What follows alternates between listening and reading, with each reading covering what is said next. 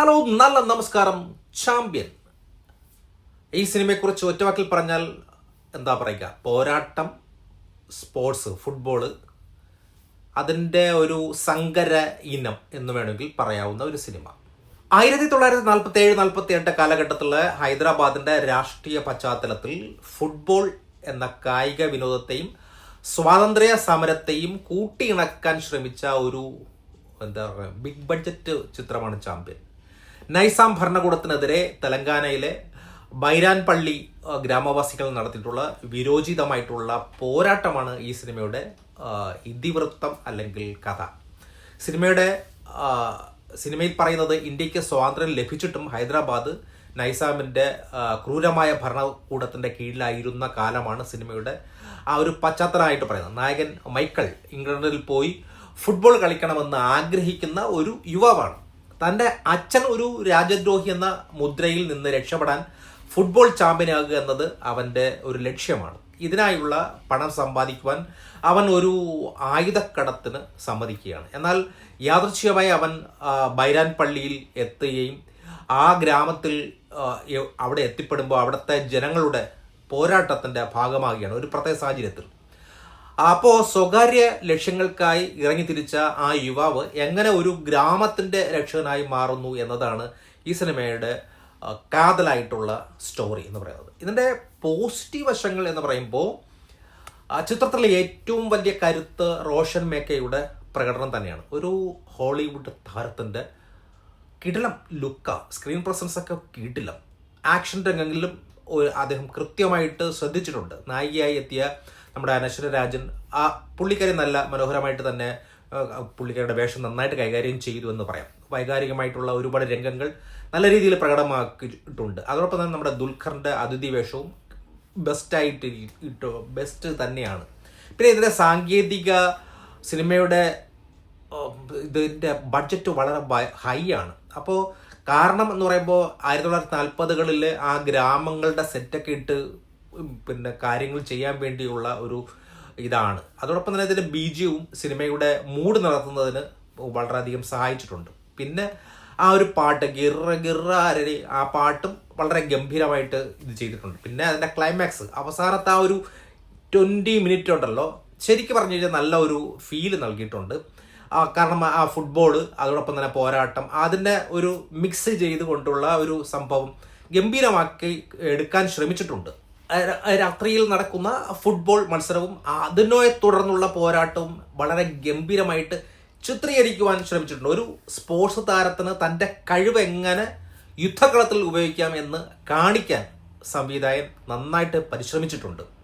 പിന്നെ ഇതിൻ്റെ നെഗറ്റീവ് എന്ന് പറയുമ്പോൾ ഈ സിനിമ ഉണ്ടല്ലോ, നല്ല ഇഴച്ചലെന്ന് വെച്ചാൽ ലാഗടിച്ച് പരുമ്പമായി.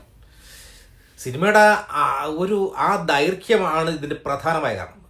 ആദ്യത്തെ ഒരു ഇൻ്റർവ്യൂ വരെയുള്ള ഒരു സാധനം ഉണ്ടല്ലോ, ഭയങ്കര ഇഴച്ചലാണ്. നായിക വരുന്നത് തന്നെ 1 മണിക്കൂർ കഴിഞ്ഞിട്ടാണ്. അത് കഴിഞ്ഞിട്ടാണ് പിന്നെ ഇൻ്റർവ്യൂവിൽ വരുന്നത്. എനിക്ക് അതിനേക്കാളും രസം ഒരു സ്ത്രീയാണെങ്കിൽ ഇരുന്ന് വെറുപ്പിക്കുകയാണ്. ഇടയ്ക്കിടയ്ക്ക് ഇരുന്ന് ഓരോ ഡയലോഗ് അടിച്ച് വെറുപ്പിച്ചെന്ന് വെച്ചാൽ വെറുപ്പിച്ച് കൊന്നുകല്ല വിളിച്ച്. അതായത് പിന്നെ സിംഹം, അങ്ങനെ ഒരു ഡയലോഗ് ഉണ്ടല്ലോ, കാട്ടിൽ തീ പിടിച്ചാൽ പിന്നെ സിംഹം അവിടെ വിട്ട് ഓടില്ല. വെറുതെ മോട്ടിവേറ്റ് ചെയ്ത് ആണുങ്ങളെ വെറുതെ ഇട്ട് മോട്ടിവേറ്റ് ചെയ്യുക എന്ന ഈ ഡയലോഗ് പറയുന്നതെല്ലാം അതേപോലെ തന്നെ നാളെ മരിക്കുമെന്ന് വിചാരിച്ച് ഇന്ന് നമുക്ക് ജീവിക്കാതിരിക്കാൻ പറ്റുമോ എന്നൊക്കെ പറഞ്ഞുകൊണ്ട് വെറുതെ ആണുങ്ങളായിട്ട് മോട്ടിവേറ്റ് ചെയ്ത് പിന്നെ അങ്ങ് പറഞ്ഞു വിടുകയാണ്. അതും സ്ത്രീകൾ എന്താവശ്യത്തിനാണോ എന്തോ, എന്നാൽ സ്ത്രീകൾ ആ പോരാട്ടത്തിൽ പങ്കെടുക്കുന്ന പോലുമില്ല. അങ്ങനെ കുറേ അവതാരങ്ങൾ, പിന്നെ ആവശ്യമില്ലാത്ത കുറേ പാട്ട്. തുടക്കത്തിൽ ആ പാട്ടൊക്കെ എന്തിനാണ്, ആ ബാറിലെ പാട്ടൊക്കെ ആവശ്യമില്ലാത്ത എന്ത് പാട്ടാണ്, അതിൻ്റെ ആവശ്യം. പിന്നെ കോമഡി പറയാൻ വേണ്ടി മാത്രമായിട്ട് കുറേ ഊളകൾ കയറി വന്ന് എന്തൊരു വെറുപ്പിക്കലെന്ന് വെച്ചാൽ വെറുപ്പിക്കൽസിൻ്റെ ഹൈ. ഫസ്റ്റ് ഹാഫ് പിന്നെ കഥ മുന്നോട്ടങ്ങ് പോകുന്നില്ല. പിന്നെ ഈ ഫുട്ബോൾ പ്ലോട്ട് എന്ന് പറയുന്നത്, പിന്നെ ലവ് സ്റ്റോറി, സ്വാതന്ത്ര്യ സമരം, അങ്ങനെ ഒരുമാതിരി ഈ പ്ലോട്ടുകളെ പിന്നെ ഒരു നല്ല രീതിയിൽ ഹാൻഡിൽ ചെയ്തില്ല എന്നുള്ളതാണ് സത്യം. അനാവശ്യമായിട്ടുള്ള ഒരുപാട് സാധനങ്ങൾ ഇത് വന്ന് കയറി പോകുന്നുണ്ട്.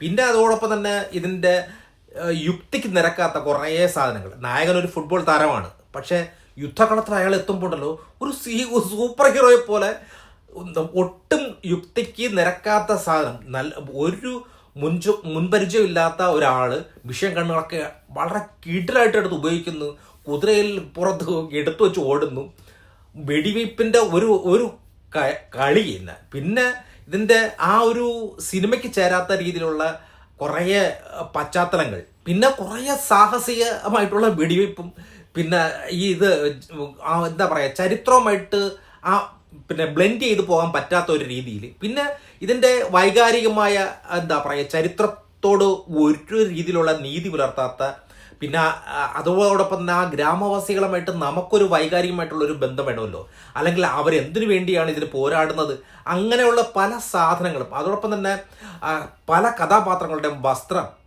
പിന്നെ നായകൻ്റെയും നായികയുടെയും, പ്രത്യേകിച്ച് അനശ്വര എന്താ പറയുക, പിന്നെ മേക്കപ്പ് റൂമിൽ നിന്ന് ഇറങ്ങി വരുന്ന കണക്കാണ് ഓരോ ഷോട്ടിലും വരുന്നത്. മേക്കപ്പ് ചെയ്ത് കച്ചടയാക്കി വെച്ചിട്ടുണ്ടെന്നേ. ആ നായകൻ്റെയും നായികയുടെയും കോസ്റ്റ്യൂം എന്ന് പറയുന്നത് വളരെ മോഡേൺ ആണ്. കാരണം കഥ നടക്കുന്നത് 1947-48 കാലഘട്ടത്തിലാണ്. അപ്പോൾ അതും ഒട്ടും നമുക്ക് ദഹിക്കത്തില്ല. ആ രീതിയിലാണ് സംഭവം ചെയ്തു വച്ചിരിക്കുന്നത്, വസ്ത്രധാരണം പോലും. പിന്നെ അവസാനം ആ ഒരു വില്ലൻ കഥാപാത്രം ഉണ്ടല്ലോ, വില്ലനായിട്ടുള്ള ആ ഒരു പോലീസ്, അയാൾ വളരെ ബ്രില്യൻ്റ് ആയിട്ടുള്ള രീതിയിൽ അദ്ദേഹം നല്ല ക്രൂരനായിട്ടാണ് അദ്ദേഹത്തെ തുടക്കം മുതലേ കാണിക്കുന്നത്. പക്ഷെ ക്ലൈമാക്സ് എത്തുമ്പോൾ അദ്ദേഹം ചത്തതുപോലെ കിടക്കുകയാണോ അതോ വളരെ ദുർബലനായിട്ടുള്ള ഒരു രീതിയിൽ, അത് നമുക്ക് ഉൾക്കൊള്ളാൻ പറ്റാത്ത രീതിയിലാണ്. ആ ഒരു സംഭവം അക്സെപ്റ്റ് ചെയ്യാൻ ബുദ്ധിമുട്ടായി ഒന്നുണ്ട് എനിക്ക്. ചാമ്പ്യൻ ഒരു മികച്ച ദൃശ്യാനുഭവം, പിന്നെ തിരക്കഥയിലെ പാളിച്ച, പിന്നെ എന്താ പറയുക, ഈ റോഷൻ്റെയും അനശ്വരയുടെയും പിന്നെ പ്രകടനം, അങ്ങനെയൊക്കെ കൊണ്ട് ഒരു തവണ കാണാൻ പറ്റുന്ന ഒരു സിനിമ. അതിനപ്പുറം ഒരു ഗംഭീരമായ ഒരു സിനിമയല്ല.